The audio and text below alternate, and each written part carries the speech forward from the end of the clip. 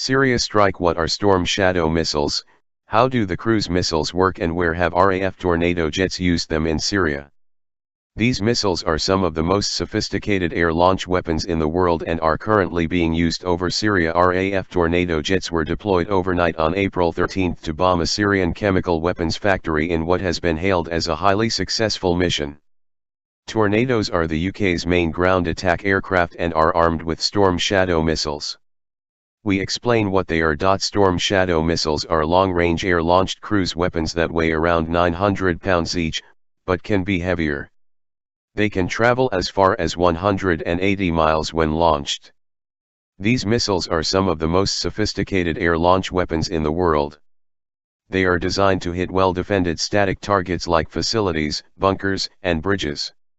How does the cruise missile work? As the missile detaches from the bomber, its wings fold out and it enters a pre-programmed low and fast terrain hugging attack altitude, allowing it to cut under radar and air defenses. As it enters its final approach, Storm Shadow jettisons its nose cone to reveal a high-resolution infrared camera.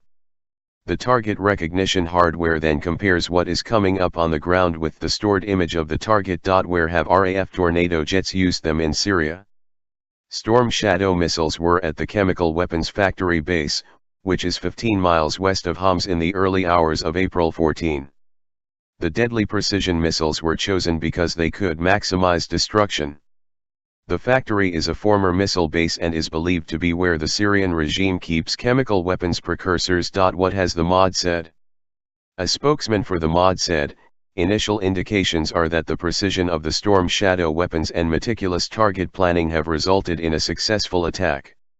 Very careful scientific analysis was applied to determine where best to target the Storm Shadows to maximize the destruction of the stockpiled chemicals and to minimize the destruction of the stockpiled chemicals and to minimize any risks of contamination to the surrounding area. The facility which was struck is located some distance from any known concentrations of civilian habitation, reducing yet further any such risk."